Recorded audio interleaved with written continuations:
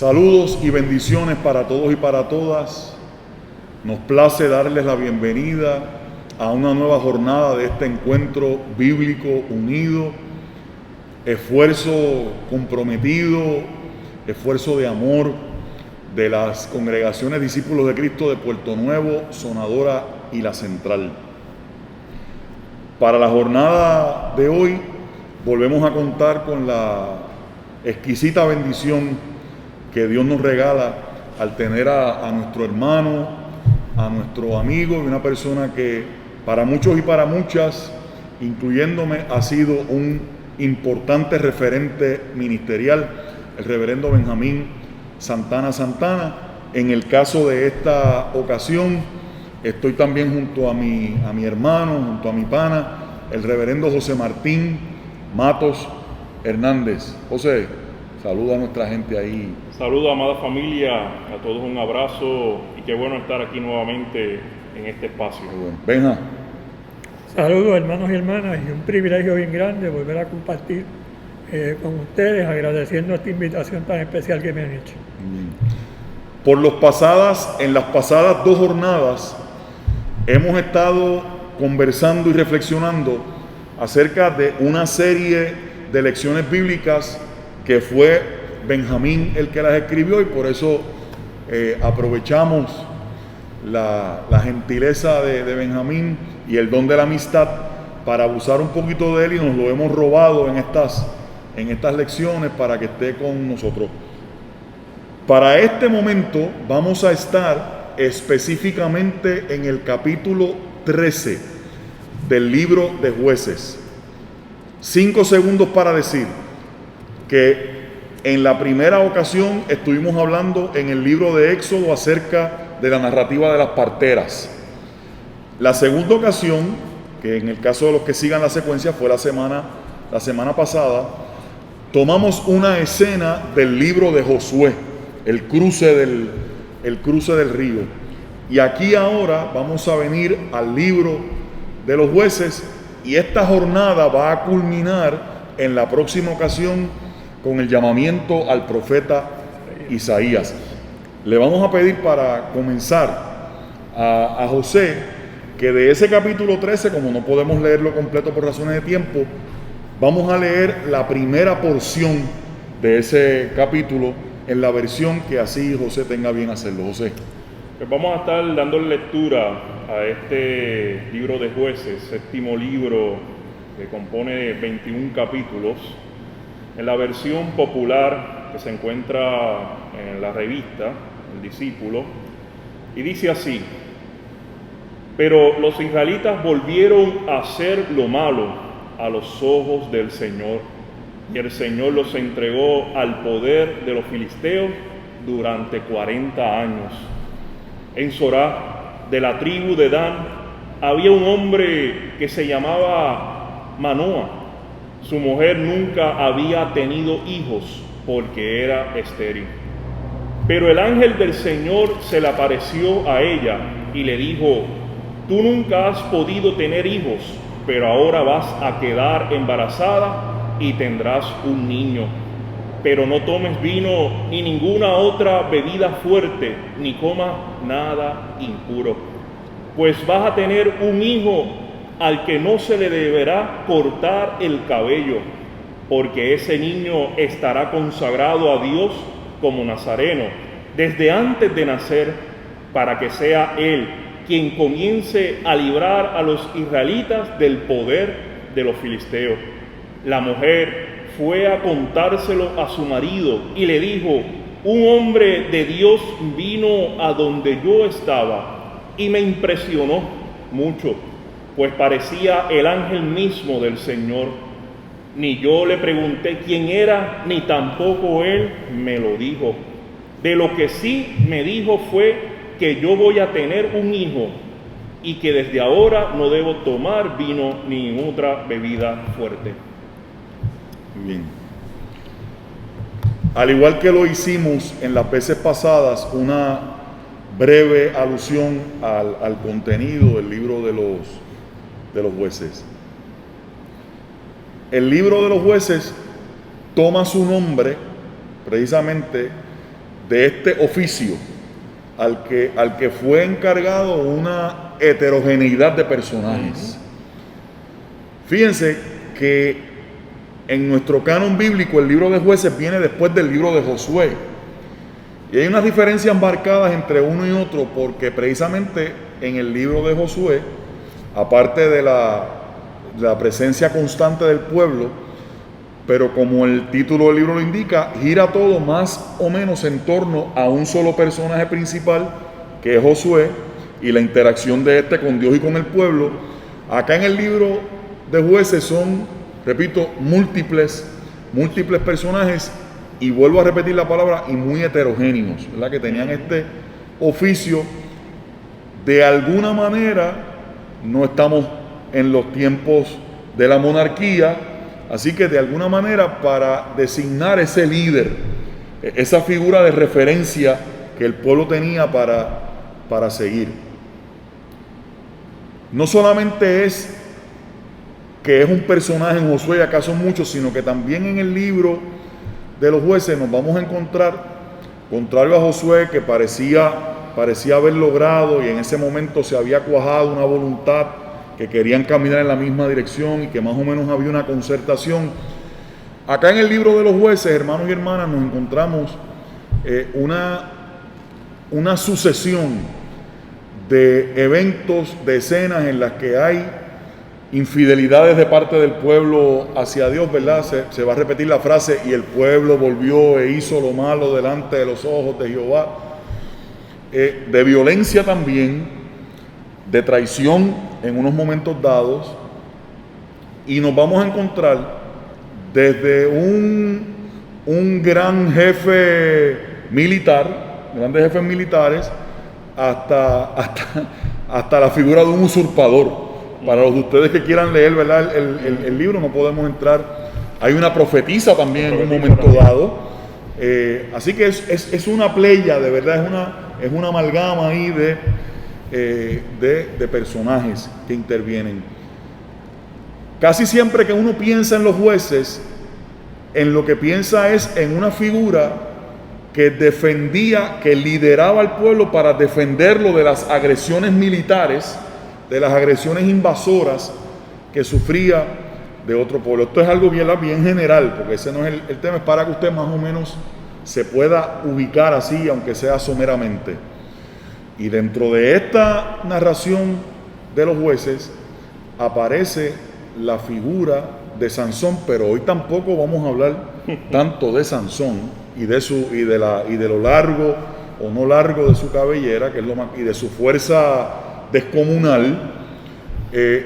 Hoy vamos a hablar de la innombrada, de la que no tiene nombre, de la que aparece sin nombre, que es la madre de Sansón. Y lo primero que vamos a hacer, Benjamín, como hicimos también las dos veces anteriores, ¿qué es lo que nos encontramos en esta escena en que se anuncia el nacimiento de Sansón? Bueno, primero, para las personas que nos están escuchando, quizás hacer la aclaración de que aparte del contenido de la aplicación de la lección que ya tienen, nosotros queremos añadir algunos otros acercamientos. Claro. Y una de las cosas que es importante que quiero mencionar es que en el fondo de este pasaje, un planteamiento que está vigente, que es muy parecido a otros planteamientos que ya hemos hecho, es que Dios nos puede llamar al compromiso desde las situaciones menos prometedoras, y también llamarnos desde el interior de la misma vida del pueblo, que no tiene que venir de recursos externos, sino del mismo interior de la vida del pueblo. Pero pienso también que en el fondo de este pasaje hay una pregunta que me parece que es importante, y la pregunta es: ¿qué es un momento o qué es una situación ideal para Dios? O sea, una situación o momento ideal para Dios es lo mismo que un momento o situación ideal para nosotros. Me parece que eso está planteado ahí en el pasaje. Eso de entrada, ¿no? Para ir viendo un poco sobre qué ejes se mueve este acontecimiento. En el texto que leyó José Martín, Benja, obviamente llama la atención el verso en el que esta mujer, a la que no nos vamos a cansar de decir que el texto no llama por su nombre. Y por eso yo empecé con lo de la innombrada, ¿verdad? Y me parece que en algún momento sería bueno ir provocando que la gente que nos esté escuchando desde estos primeros minutos se vayan haciendo la pregunta, porque a nosotros nos gusta hacer los puentes que tienen que hacerse con la realidad nuestra. ¿Quiénes son hoy las personas sin nombre? ¿Quién es hoy la gente a la que no se les llama por su nombre? Eso lo dejo ahí para que la gente empiece a sentir esa necesidad. En uno de los primeros versos, Benjamín, que quiero que entonces vayamos ahora en el diálogo también con José, se habla de que esta mujer recibe una visita del ángel del Señor. Y en muchas ocasiones, hermanos y hermanas, una pequeña nota aclaratoria, en muchas ocasiones en el Antiguo Testamento esa imagen al ángel del Señor no se trata necesariamente de una figura aparte de Dios mismo. En muchas ocasiones son las maneras en que el texto tiene para llamar, para nombrar las múltiples formas en que Dios se manifiesta. Pero no es que sea una persona aparte, ¿verdad? En muchas ocasiones en el Antiguo Testamento hacemos esa nota. Y ese ángel del Señor se le aparece a una mujer, pero se le aparece a una mujer para que usted lo ate con el comentario de Benjamín de cuál es el tiempo ideal en un momento en el que se dicen dos cosas para hablar del momento ideal, que quiero que entonces que el pueblo de Israel había hecho lo malo delante de los ojos de Dios y que habían caído bajo el poder de los filisteos por 40 años. Ese tiempo siempre utilizado para hablar de un tiempo largo, ¿verdad? Un tiempo amplio que ocupó toda una generación. Y en una versión distinta a la que leyó José ahorita, hay un hombre de la tribu de Dan, que fue una tribu muy afectada por la llegada de los filisteos. Tuvo que trasladarse. Exactamente, tuvo que moverse. Su mujer era estéril y no había tenido hijos. El ángel del Señor se le apareció a la mujer y le dijo: eres estéril y no has tenido hijos, pero concebirás y darás a luz un hijo. Ten cuidado de no beber vino ni licor ni comer nada impuro, porque concebirás y darás a luz un hijo. No pasará la navaja por su cabeza, porque el niño estará consagrado a Dios antes de nacer.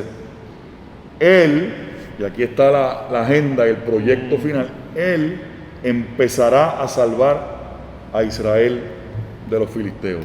¿Cómo empezamos ahí a desgranar esto, Benjamín? Bueno, lo primero que mencionaste fue el hecho de la innombrada, ¿no? La mujer que no tiene nombre, que no es un hecho único en el texto, especialmente en el Antiguo Testamento, sino que hay otros personajes también que no tienen nombre. Inclusive en el Nuevo Testamento mencionamos la mujer que va y ofrece de lo único que tiene en el templo, y Jesús la ve desde lejos, y tampoco se menciona a esa mujer. La mujer del flujo de sangre, la suegra de Pedro. Todas esas mujeres que no tienen nombre, y que de alguna manera yo pienso que a lo que se está refiriendo un poco a lo que mencionábamos en la primera vez, el primer conversatorio que tuvimos nosotros, de gente que en un sentido está un poco en los márgenes, porque no tienen nombre, no tienen voz, y en sentido no tienen personalidad, no afectan de alguna manera con su vida. Y Dios mira esa circunstancia, que como decíamos, la pregunta que está en el fondo, ¿verdad? ¿Cuál es el momento o la circunstancia ideal para Dios? Bueno, pues Dios se acerca en una circunstancia que a los ojos de los que pudieran estar alrededor no es muy prometedora, por dos razones. En primer lugar, porque como empieza diciendo el texto, el pueblo había pecado, había faltado a Dios, y el pecado no era solamente idolatría y otros tipos de cosas, que esas son las manifestaciones. El pecado era haber perdido o enterrado la memoria de quién es el Dios que les había vocacionado, no solamente que los había invitado, los había vocacionado, los había llamado, y ellos pierden la memoria de ese Dios. Y en segundo lugar está esta mujer que no había tenido hijos, es estéril. Así que hay dos elementos de obstrucción, ¿verdad? Podemos llamar dos elementos de obstrucción para que el propósito de Dios se pueda cumplir, visto desde los ojos nuestros, no visto desde los ojos nuestros como seres humanos. Hay dos grandes obstrucciones para que ese proyecto se pueda retomar. Hablando en sentido de tiempo ideal, pues ese no es el tiempo ideal para Dios actual, ¿verdad? Pero desde la óptica de Dios, el tiempo ideal es el tiempo cuando Él quiere actuar. Para nosotros el tiempo ideal tienen que darse unas condiciones. Tienen que estar los elementos, tienen que estar los recursos, tiene que estar la disponibilidad, tiene que estar el espacio. Eso es en la mirada nuestra. Para Dios, Dios se va por encima de todo eso y construye su propio tiempo particular y específico. Yo creo que eso es importante verlo en ese acercamiento que el ángel de Dios le hace a esta mujer, que la toma obviamente por sorpresa, porque la primera que a lo mejor piensa que el momento no es ideal es ella, que es una persona que no tiene ningún protagonismo. Que lo que a nosotros nos parece que no es muy prometedor, en el ojo de Dios sí tiene posibilidades y cauces de adelantarlo. José. Benjamín, yo entiendo que has contestado parte de las preguntas que tengo. Y una de ellas es, basándome obviamente en el versículo 1 y 2, donde pone en contexto en dónde se encuentra el pueblo. Hay una analogía entre la mujer y lo que está sufriendo el pueblo, esa esterilidad versus los 40 años y básicamente el tiempo que ha vivido el pueblo, y que obviamente al el ángel llegar y hacer presencia, pues hay un momento de esperanza dentro de esa situación. La segunda pregunta es, que yo entiendo que ya la has respondido, es ¿qué Dios vio en esta mujer? ¿Fue algo de su personalidad o fue algo de su condición, de cómo se encontraba ella en ese espacio, en ese entorno de 40 años de esterilidad y más? Bueno, pienso que hay dos cosas aquí que se entrelazan. Una es la referencia a los 40 años, que como tú me preguntabas antes de empezar, los filisteos están también por 40 años, ¿verdad? Ahí obrando en contra de la vida del pueblo, y por otro lado llega ahora esta situación del pueblo que también se da por 40 años, que en un sentido yo creo que el texto es sugerente porque nos dice que equipara la situación del pueblo con la situación del enemigo del pueblo, o sea, están en la misma situación, 40 años en medio de una circunstancia. Y en medio de eso está entonces esta mujer que, como la pregunta que tú haces, ¿verdad? ¿Qué Dios ve en la vida de esta mujer? Yo creo que más que particularizar en la experiencia de ella como persona que en un sentido se resume en ella misma, yo creo que Dios lo que está viendo es lo que a veces quizás se nos escapa a nosotros, que Dios lo que está viendo son las posibilidades que hay alrededor de la vida de esa persona, ¿verdad? Y cómo esa persona puede ser un instrumento no necesariamente para la propia vida, sino para la vida de los que están alrededor. Y yo creo que Dios vio el cuadro grande, en buen castellano el big picture, ¿no? No vio solamente la persona, sino el macro, el cuadro grande, ¿verdad?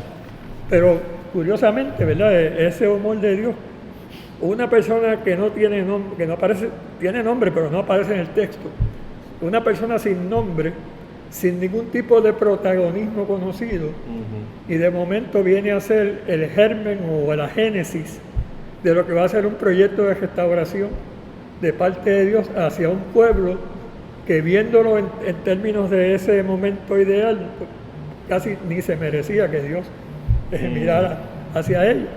Sin embargo, esta mujer se convierte en ese elemento.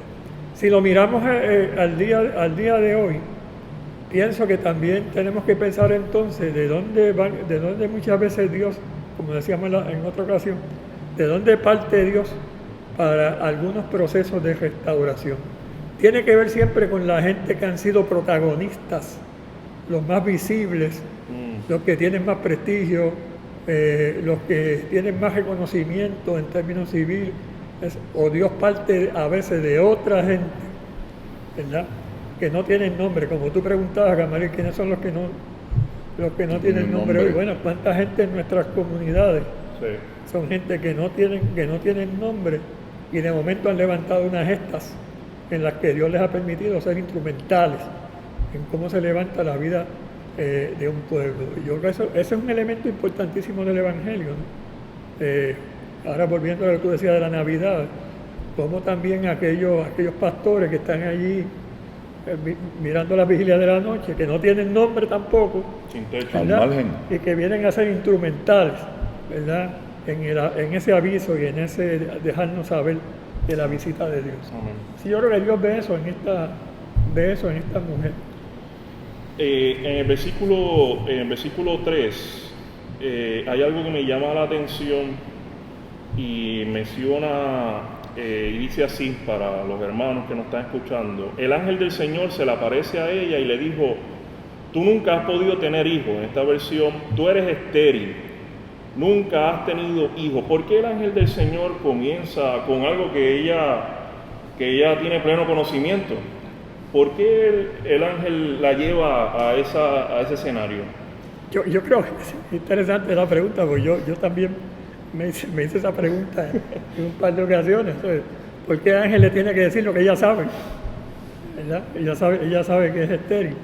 Pero yo creo que en un sentido hacia donde apunta esto es el hecho de que ese saber de ella se puede convertir en un sedimento que se vaya quedando en la mente, en la conciencia, en el corazón de ella, un sedimento de imposibilidad. O sea, yo sé que no tengo la posibilidad de tener un hijo, y no solamente lo sé, ya eso yo lo he internalizado de tal manera, ¿verdad?, que no hay manera que yo pueda pensar que puedo tener un hijo. Yo creo que el anuncio del ángel viene a visitar ese sedimento que hay en la vida de la mujer, que es un sedimento que si nosotros lo trasladamos al tiempo nuestro, uno tiene que preguntarse, no ya en términos de una mujer, sino en términos de otros seres humanos en el tiempo nuestro. ¿Cuánta gente tiene en su corazón, en su alma, en su mente, un sedimento, ¿verdad?, ya sea por una crianza, una crianza que le ha dañado, ya sea por las experiencias que ha tenido en su desarrollo, ¿verdad?, que de alguna manera le han convencido de que de que son estériles en términos como seres humanos, en términos de posibilidades como seres humanos. Y ese sedimento está ahí. Y ustedes saben lo que produce los sedimentos. O sea, los sedimentos se van compactando hasta que se convierte en algo que no permite salir. que estanca, ¿no? Y yo creo que el ángel va hacia ahí, y yo creo que hoy también, en cierta manera, en la prédica del Evangelio, en cierta medida nuestra prédica, nuestras enseñanzas, tienen que ser también un poco el anuncio del ángel que va donde estas personas a decirle, mira, yo sé que hay un sedimento ahí, pero hay que remover ese sedimento, y empieza a pensar ahora que por encima de ese sedimento hay una posibilidad que tú no has visto, y no la vas a ver a menos que Dios no te la muestre, porque es la otra cosa, ¿no? Ella no la podía ver a menos que Dios no le mostrara esa posibilidad. Y yo pienso que también, Benjamín, el hecho de que este mensajero le haga alusión a lo que posiblemente más la punzaba a ella, más le provocaba dolor. Ya hemos visto cómo el asunto de la esterilidad era un tema muy relacionado con la deshonra social. Y a mí me parece, Benjamín, que en ese eres estéril es la declaración de Dios de que Él parte de nuestra realidad. O sea, las acciones de Dios parten desde nuestra realidad. Y eso lo quiero atar entonces, Benjamín, con algo que tú has dicho ahora con lo del sedimento, y es que fíjate que la que es estéril Es la que... se le comunica que va a tener un hijo. Es decir, hay un contraste entre esa realidad que ella ha vivido por el tiempo que haya sido y la posibilidad que Dios le está abriendo. Mire, mi hermano y mi hermana, como nosotros al principio y al final del día somos pastores, reciba en esta hora la buena noticia de que las intervenciones de Dios en nuestra vida, los momentos en los que Dios nos sale al paso y al encuentro, si bien es cierto que pueden volver a retratarnos la condición o la situación en la que estamos, también siempre son surtidores, caminos, posibilidades para abrirnos a una realidad nueva, a una posibilidad insospechada para nosotros hasta ese momento, y eso es un regalo. Eso es un regalo de la gracia y del amor de Dios. Yo quiero añadirle a eso que tú estás diciendo, Benjamín, de cómo la que para los ojos hasta del escritor bíblico no tiene nombre, no es nombrada, cómo Dios la convierte en la punta de eje, en la bisagra, dirían la gente que le gusta bregar con en la punta de eje de un proyecto que va a ser un proyecto de bendición para el pueblo. Y nos seguimos concentrando en la madre de Sansón, en la esposa de Manoa, ¿verdad? Que es como la llama el texto. Y hay un elemento, Benjamín, que es que cuando el esposo, ella le dice al esposo lo que ha pasado, el esposo estaba en el campo y el esposo ora. Ojalá que me encuentre con ese que habló contigo, porque yo quiero ver qué es lo que vamos a hacer con el niño. Una pregunta muy válida, ¿verdad? El padre, ¿qué vamos a hacer cuando el niño nazca? Estaría chévere, ¿verdad? Que nosotros desde la paternidad también, cuando veamos la vida de nuestros hijos, qué podemos ayudar a construir con la vida de nuestros hijos. Pero voy a esto, Benjamín. Él hace esa oración y ella es la que lo lleva. O sea, que la persona que no tiene nombre sabe discernir la ruta que hay que seguir para provocar este encuentro. Y la otra cosa que yo quisiera traer a colación, Benjamín, que lo podemos dejar para más ahorita, pero lo quiero traer desde ahora, es que cuando el esposo el padre de Sansón, viendo que llega donde el personaje que él está pidiendo llegar, todavía más adelante en el texto está diciendo, hemos visto el ángel del Señor, ahora nos vamos a morir. Y ella, la que no tiene nombre, es la que trabaja el discernimiento teológico acerca de la presencia de Dios. Eso quiero que lo tengamos ahí. Pero en este momento, Benjamín, fíjate cómo el texto va elaborando la que no tenía nombre es la protagonista a los ojos de Dios.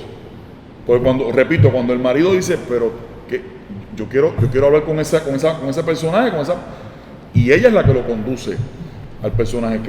¿Qué parece estar eso como pavimentando? Porque es como pavimentando un camino, ¿verdad?, del carácter de esta mujer. Mira, antes de entrar ahí, hay que volver a la cuestión del nombre. Pues todos nosotros aquí sabemos que en el Antiguo Testamento el nombre tiene una importancia capital, porque el nombre no es solamente un vocablo, es la identidad, no solamente un sonido fonético como sea. El nombre es un anuncio de lo que se supone que va a ser la vida de esa persona, ¿verdad?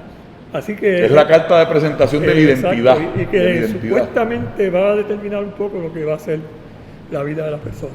Así que es interesante que no tiene, obviamente tenía que tener un nombre, pero ahora el nombre adquiere otra dimensión. Ahora el nombre no es el sonido, no es el vocablo. Ahora el nombre es una dimensión de vida. El proyecto. O sea, es un nombre nuevo que no aparece tampoco como nombre, porque es una dimensión de vida nueva.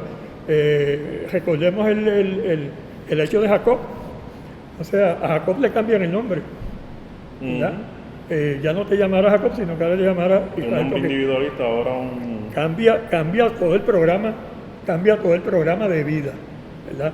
Ahora esta mujer va a tener un programa de vida distinto, ¿no? Y eso va a ser su nuevo nombre, porque el texto no nos vuelve a decir si el nombre cambió o no, pero en términos reales y en términos espirituales, ¿no? Cambia su nombre. Yo creo que también es importante, para seguir insertando aquí algunos elementos, comparar un poco hacia dónde se mueve la experiencia de esta mujer que va a tener este hijo, que va a ser un hijo que va a traer gloria al pueblo de Israel. Amén. Y cuando uno lo compara con una de las nueras del sacerdote Elí, que cuando llegan de la batalla y le anuncian a ella que su esposo ha muerto, uno de los hijos de Elí, los dos hijos mueren, y le dicen a ella que su esposo ha muerto en la batalla, la mujer le cae hacia atrás y se desnuca y le nace un hijo que se llama Icabod. E Icabod lo que significa es nacido sin gloria. ¿Verdad? Nacido sin gloria, que viene de un linaje que lo que había hecho era perder la gracia, ¿verdad? Haber sido quitado de la gracia de Dios. Entonces, esta mujer ahora, que no tiene nombre, va a tener un hijo que no va a ser nacido sin gloria. Va a ser un hijo que va a representar lo que es el retoma de la gloria de Dios en medio de la vida del pueblo. Así que creo que ese elemento de la mujer que no tiene nombre, que también podemos, por otro lado, salvando la distancia que hay, ¿verdad? Recuerden cuando Moisés le pide a Dios que le diga cuál es tu nombre, y Dios lo que le hace es que le habla más de un verbo que de un vocablo, porque en el nombre es más importante la acción, ¿verdad?, prospectiva que va a tener eso, que el vocablo en sí. Y ahora esta mujer que no tiene nombre, en cierta manera, salvando toda esa distancia, ¿verdad?, va a tener una acción prospectiva que va a ser su nuevo nombre. Fíjate que cuando Manoa tiene ese encuentro, le dice, ¿cuál es tu nombre? Para que cuando el niño nazca nosotros te podamos hacer un holocausto o un obsequio. Y el ángel le dice, ¿por qué estás preguntando mi nombre? En la versión de la Biblia del Peregrino dice, ¿por qué preguntas mi nombre? Es misterioso. En la Biblia de nuestro pueblo también. Volvemos a lo que decíamos en la primera lección. La diferencia entre la idolatría y la semana pasada, así es. ¿Sabe? Apoderarse del nombre, ¿verdad? Apoderarse del nombre es tener a Dios en la palma de la mano, ¿verdad? Y eso es idolatría. Reducirlo a nuestros conceptos, a nuestros entendidos. Reducirlo a lo nuestro, ¿no? Al entorno nuestro. Y eso es idolatría. Tú no me posees. Porque el ángel de Jehová le está diciendo, no hay manera de que tú me vayas a poder tomar por ningún lado, porque yo soy mucho más amplio que eso. Tenemos que tomar nota de eso en el día de hoy. Amén. Eso tiene conexión con lo que vamos a ver la semana que viene en Isaías, con el asunto de llenar el templo con la falda. O sea, ninguna realidad humana puede contener la totalidad de la presencia de Dios. Y usted le dice, no, el nombre es misterioso, o sea, como quiera hay una distancia. José. Sí, volviendo otra vez y atando lo que estaba mencionando Benjamín, sobre, obviamente, creando las bases, el sedimento, como dice, la mujer estéril, el ángel le dice, concebirá y darás un hijo, ¿sabe? Que en realidad, el versículo 3, voy a añadirle, le das unas indicaciones. Ese proyecto que da el ángel del Señor, según podemos notar en este pasaje, conlleva una responsabilidad. Somos parte de ese entorno que tenemos que responder en este caso, a la comunidad, con esos llamados que el Señor nos da a nuestra vida. Estás hablando de las indicaciones que le da a la madre. Exactamente. Que no es necesariamente un código de purificación solamente, si lo queremos ver de esa manera, ¿verdad? Un código de santidad. Yo creo que tiene que ver más con el elemento de lo que de lo que significa la integridad delante de Dios. O sea, alguna gente ve la santidad como una cosa mística, una piedad casi del altar, ese tipo de cosas. Lo decimos con mucho respeto, no lo decimos en tono de burla. Pero la santidad tiene que ver más con ese elemento de la integridad. Coherencia, ¿Ya? seguro que Entonces, sí. cuando a esta mujer se le pide que haga ese tipo de dieta, por decirlo así, ¿no? De no tomar vino, no tomar sidra, no consumir nada impuro. Pienso que en el fondo hay un elemento que lo que le está diciendo en cierta manera es, si tú vas a ser un agente que de alguna manera vas a colaborar en la experiencia de restauración de la vida del pueblo, y la única manera en que el pueblo se puede restaurar es dejando de lado las costumbres y todo el estilo de vida de los filisteos, ¿verdad? Pues entonces tú no puedes por decirlo así, tener en tu propia vida las costumbres de los que tú quieres cambiar, ¿verdad? Tú no puedes reproducir en tu vida las costumbres de los que tú quieres cambiar. Tiene que haber otro tipo de ensamblaje, ¿no? Como persona, otro tipo de estructura como persona. Y lo que se le está diciendo a la madre de Sansón es esto, ¿no? Tienes que cuidarte de eso porque le vas a transmitir eso a ese que va a nacer, y ese elemento de esa integridad se la va a transmitir a ese que va a nacer. Si vamos a lo que la lección aparece por escrito, ¿verdad? Esta cuestión de esa responsabilidad que tenemos con las generaciones emergentes, con aquellos que un poco están al cuidado nuestro, o han estado en algún momento más de cerca al cuidado nuestro, como son los hijos, a veces los nietos, ¿verdad? Pues cómo nosotros tenemos que reproducir esa integridad en la vida de ellos, porque si le estamos hablando de que queremos que sean gente que ayuden a levantar los estándares de la vida, que ayuden a mejorar la convivencia, todo ese tipo de cosas, no puede ser reproduciendo las mismas cosas que queremos de alguna manera sacar, ¿no? Por eso es que entonces el ángel comienza, obviamente, poniendo a esta mujer sin nombre. Tú eres estéril, desde ese principio, estableciendo de que, mira, estás partiendo desde aquí, pero si quieres algo mejor, tienes que seguir estas indicaciones. No puedes seguir copiando lo que en realidad, por la historia, ha sido infidelidad hacia mi persona, hacia Dios como tal. Perdóname, que no es legalismo. O sea, no es el tipo de legalismo religioso que a veces vemos, no, es en principio de integridad. La libertad. Benjamín, ese comentario que tú haces, para que seamos íntegros, provoca entonces una reflexión que yo creo que es altamente vital, porque si nosotros somos de los que creemos que esta palabra es viva y es eficaz, es porque encuentra tangencia y puntos de contacto con nuestra realidad de hoy. Amén. Y me explico.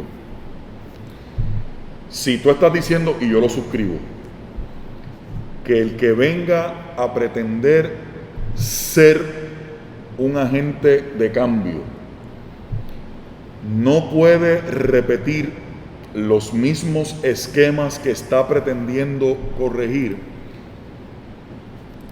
uno de los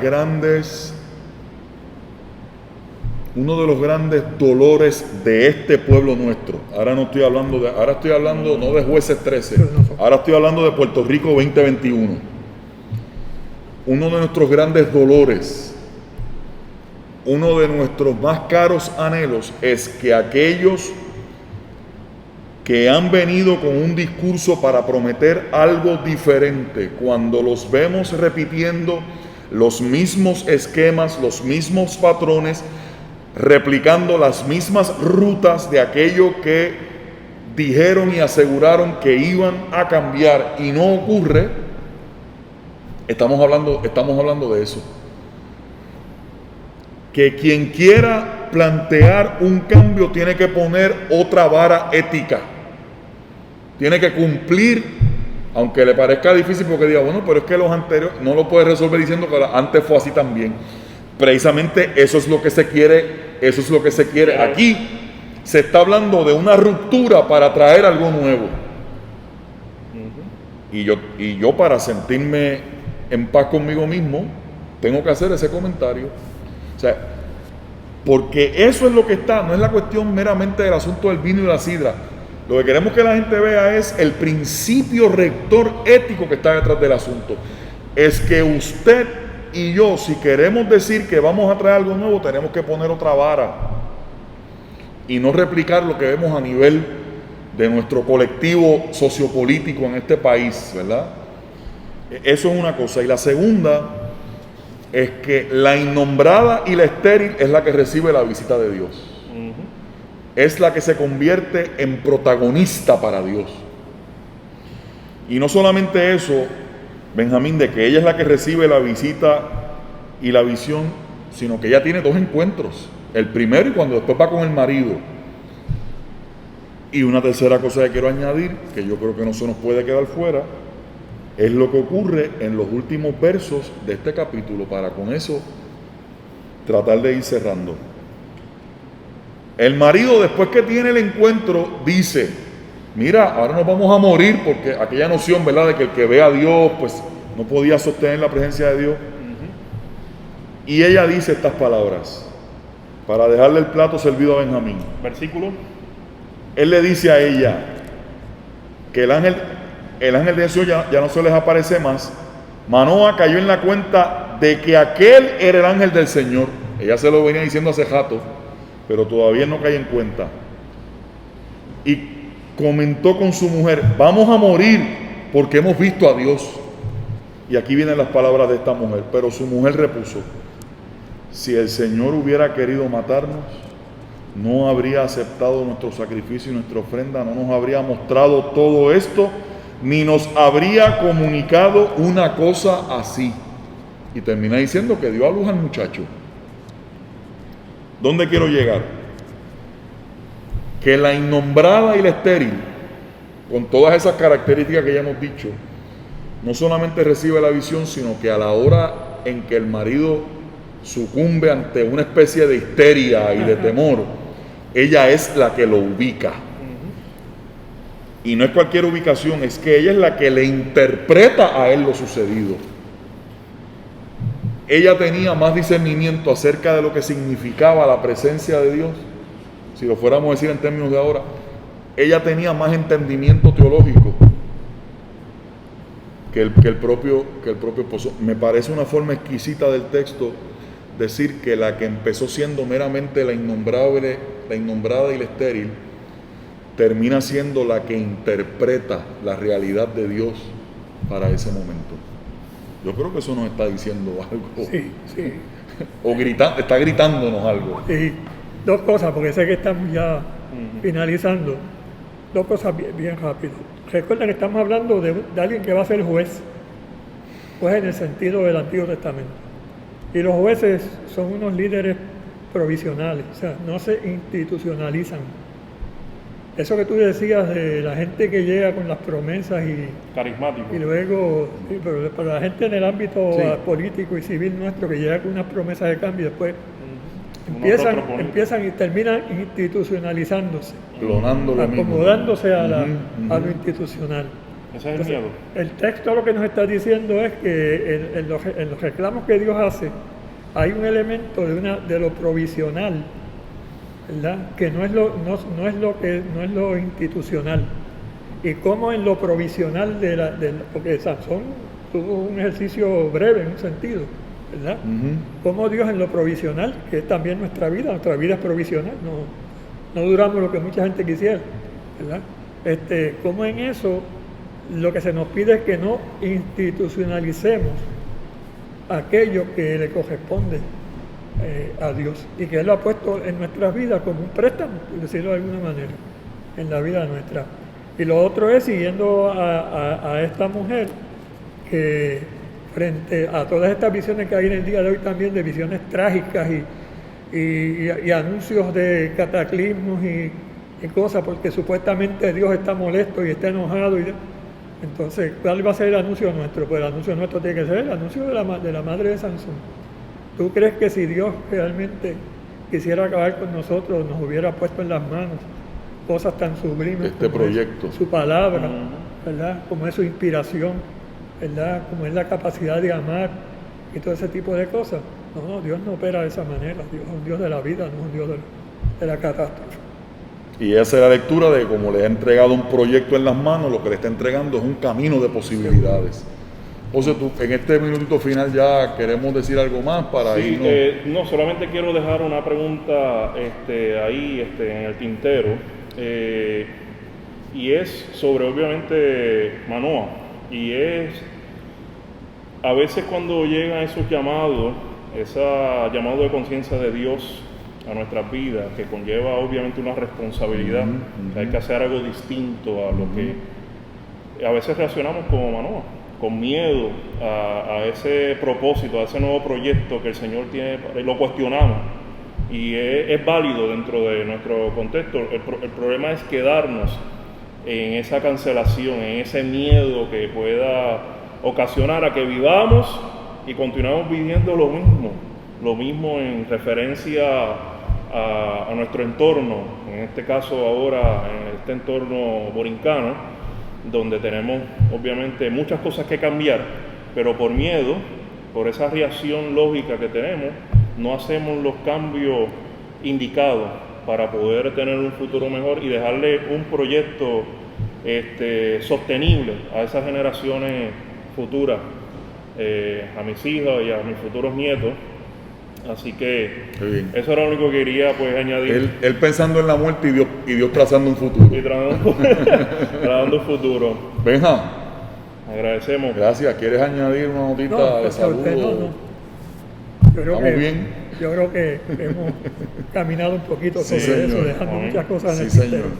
Siempre quedan, esa es la riqueza, ¿verdad? Que es inagotable. Hermanos y hermanas, gracias por haber compartido este tiempo con nosotros. Recuerde que usted puede compartir con otras personas a su vez este contenido para que le haga bien a gente que usted sepa que esta palabra le puede llegar como algo pertinente a su trayectoria de vida. Dios les bendiga a todos y a todas. Dios les bendiga. Dios les bendiga.